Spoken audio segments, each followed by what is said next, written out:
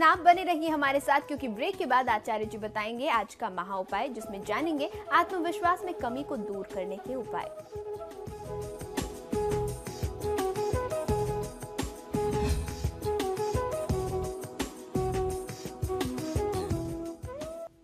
Break के बाद आप सभी का एक बार फिर स्वागत है। चलिए अब बारी है आज के विशेष महा उपाय की, जहां आचार्य जी हमें बताएंगे कि आत्मविश्वास की कमी को कैसे दूर किया जाए। जी आचार्य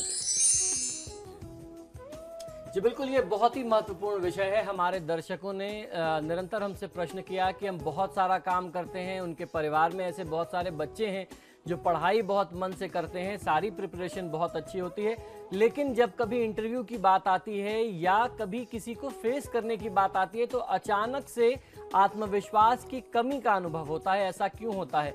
तो आज मैं आपको जो उपाय बताने जा रहा हूं, पहले तो हम लोग उसकी समस्या पर बात करेंगे कि उसकी समस्या का मूल कारण क्या है, उसकी मूल वजह क्या होती है और उसका निदान किस प्रकार से करना चाहिए। बहुत अच्छे से इस विषय को समझने की आवश्यकता है और अगर आपने इन उपायों को कर लिया तो इन समस्याओं को आप चुटकियों में दूर कर सकते हैं। आप आत्मविश्वास से परिपूर्ण रह सकते हैं। ध्यान ये रखना होगा कि आपका आत्मविश्वास जो है वह शुभ मायनों में बना रहे। अति आत्मविश्वास भी कई बार घातक हो जाता है।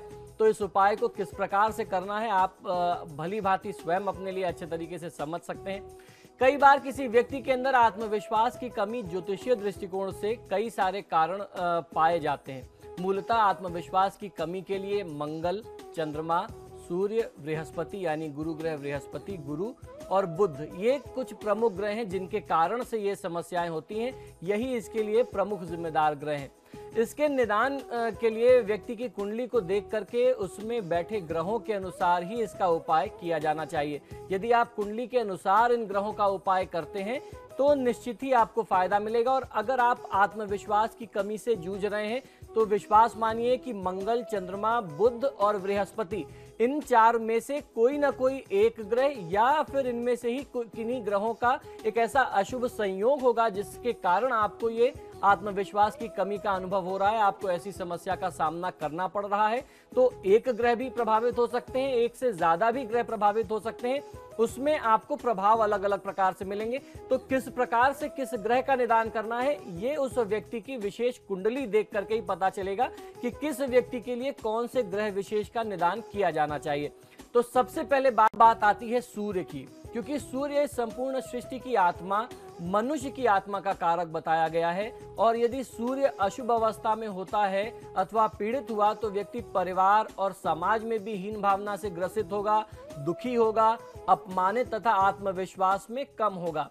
अपमानित क्यों होगा? क्योंकि सूर्य के बारे में कहते हैं कि सामाजिक मान प्रतिष्ठा, मान सम्मान का कारक सूर्य होता है, चाहे वो सामाजिक हो या पारिवारिक हो। तो अगर आपका सूर्य पीड़ित होगा तो परिवार में भी आपका अनादर होगा और समाज में भी आपका अपमान होता रहेगा।